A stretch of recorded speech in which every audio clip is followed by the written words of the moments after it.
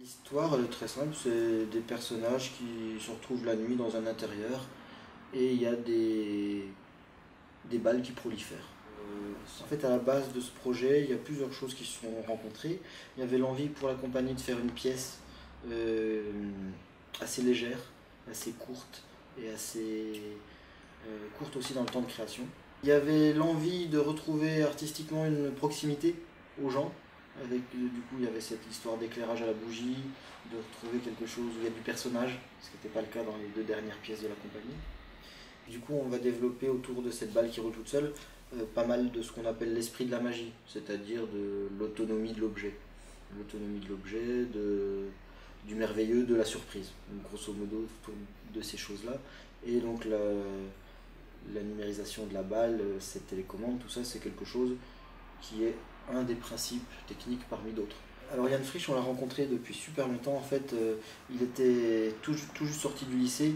Nous, on lui montre nos dispositifs et nos petits matériels qu'on a bricolés un peu. Lui, il nous dit bah, en magie, on peut faire comme ça, ou on peut chercher, tiens, si on raccourcit le fil, si on allonge le fil. Enfin, c'est comme s'il avait une expertise dans un domaine. Nous, on est plein de désirs là-dedans. Lui, on lui propose un truc, il va à fond aussi. Donc du coup, il y a ouais, c'est comme une expertise qui nous trouve des solutions, qui nous élargit notre recherche. C'est pour ça qu'on a un collectif aussi. C'est-à-dire qu'il n'y a pas une personne qui avec un projet, une démarche, et on va dire on va faire ça, et puis à la fin, bah, c'est le déroulement logique du programme établi par une personne.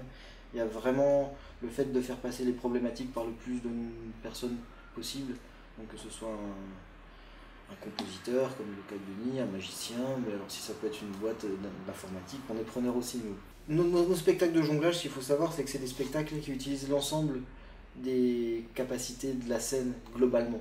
C'est-à-dire que pour nous, la lumière, c'est très important, le son, c'est important, l'espace, c'est important. Enfin, c'est vraiment comment toutes ces choses-là elles peuvent dialoguer, quel type de lumière on peut faire pour du jonglage et qu'est-ce que ça peut apporter. Enfin, que les éléments du plateau dialoguent en permanence entre eux.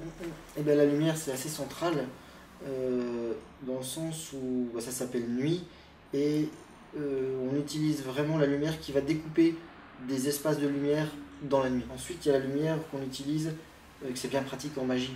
C'est-à-dire notre magie, il y a plein de trucs vraiment partout qu'il ne faut pas voir. Et le fait d'être éclairé à la bougie, d'être sous-éclairé, ça joue vachement. Ça va être aussi un interrupteur dynamique, comme des diapositives qu'on passe. On explique le truc, pouf on le coupe, pouf on rallume, on est ailleurs, enfin faire des ruptures. Mais la musique on peut l'utiliser donc comme principe dynamique, on peut l'utiliser comme une couleur, comme un truc qui va donner un sentiment. Et principalement, ce qui va principalement faire la musique en tant que telle, c'est vraiment des quatuors très classiques. Haydn, Mozart, début de Beethoven, où pareil, là il y a des codes très très clairs, c'est-à-dire tout le monde l'a en tête.